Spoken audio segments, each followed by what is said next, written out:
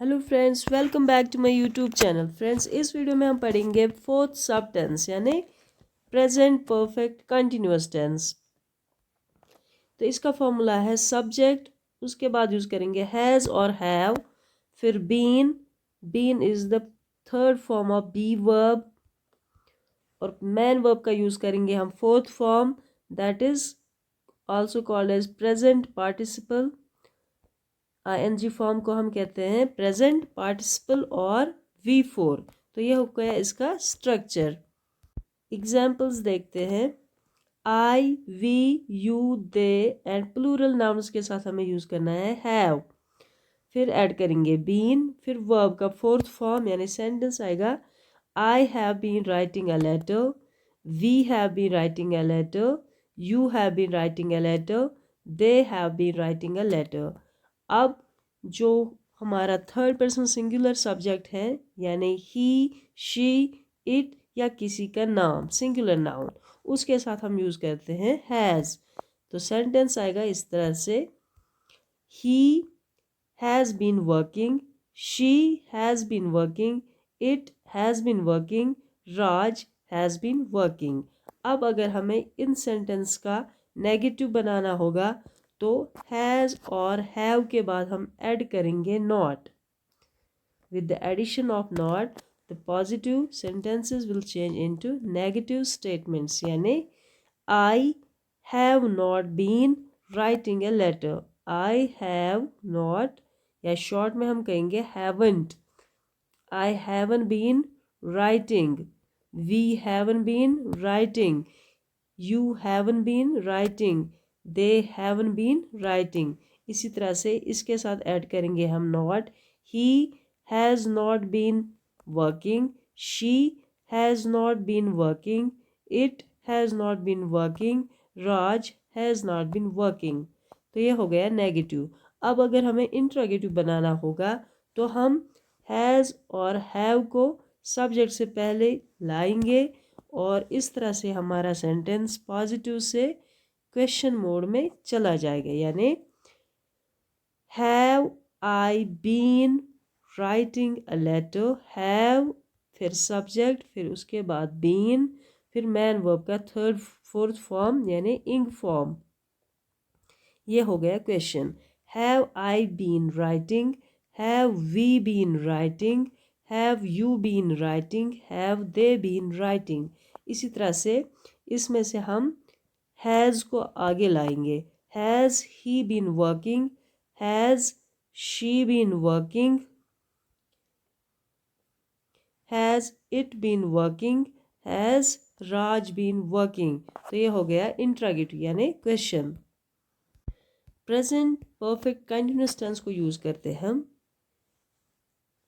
to talk about something that started in the past and is continuing at the present time यानी उन activities के लिए जो start past में हुई लेकिन जारी है प्रेजेंट टाइम तक। For example, I have been reading Hamlet for a month now.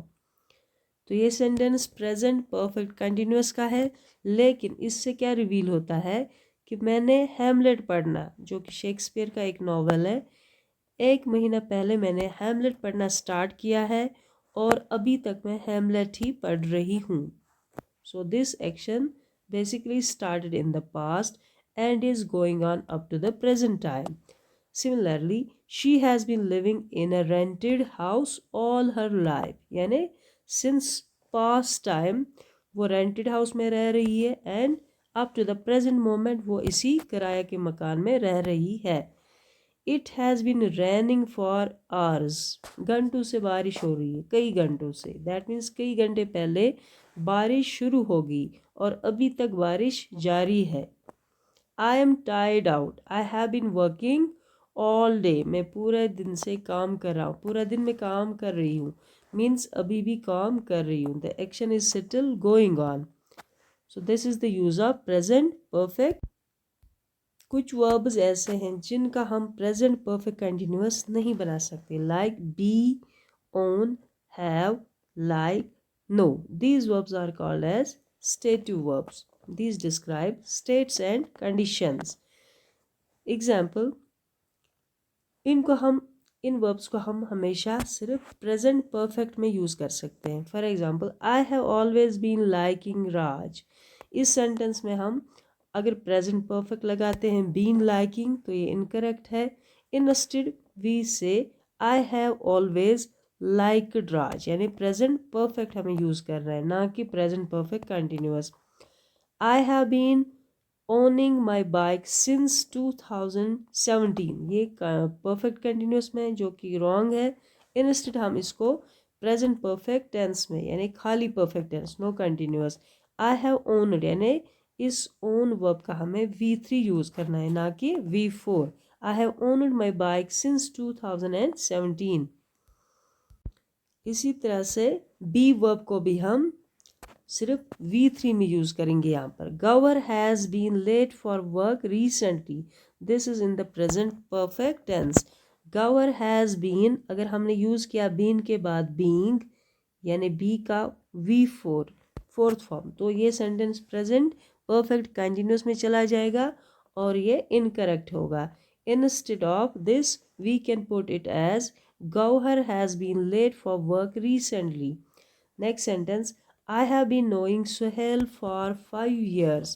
तो नो वर्ब का भी हम परफेक्ट कंटिन्यूस टेंस यूज़ नहीं कर सकते। Instead we can say I have known Suhail for 5 years, यानी नो का हमने यहाँ पे थर्ड वर्ब यूज़ किया है, थर्ड फॉर्म।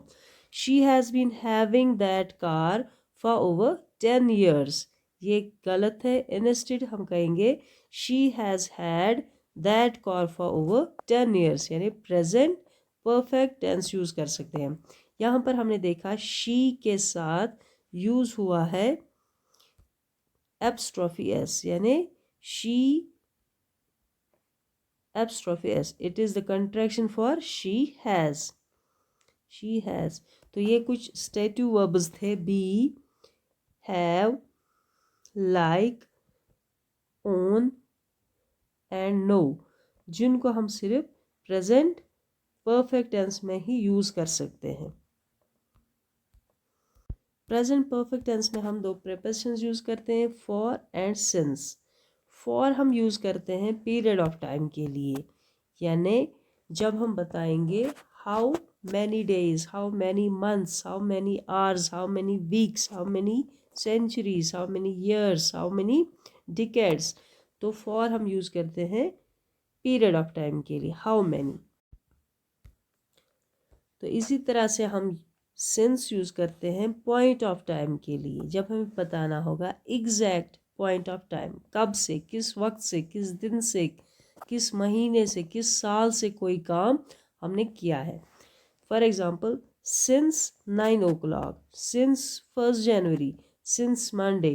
कुछ एग्जाम्पल्स हैं यहाँ पर। I have been studying for 3 hours, 3 hours यहाँ पर टाइम पीरियड है, इसलिए हमने यूज़ किया है फॉर। फॉर यूज़ होता है for the period of time. I have been watching TV since 7 PM, 7 PM point of time है, इसके लिए हम यूज़ करेंगे सिंस। तो खाली यहाँ पर याद रखना है फॉर यूज़ होता है how many. For example, for 2 seconds, for 5 minutes, for 5 hours, 5 days, 2 weeks, for 3 months, for 10 years। Time period के लिए हम यूज़ करेंगे for, and point of time के लिए हम यूज़ करेंगे since. Since Monday, since morning, since February, since 2010, since 20th century। तो इसके लिए हम पॉइंट ऑफ टाइम के लिए सिंस यूज़ करते हैं और पीरियड ऑफ टाइम के लिए हम फॉर यूज़ करते हैं। So this is all from today's video. I hope you have enjoyed it, you have understood it. Thank you for watching.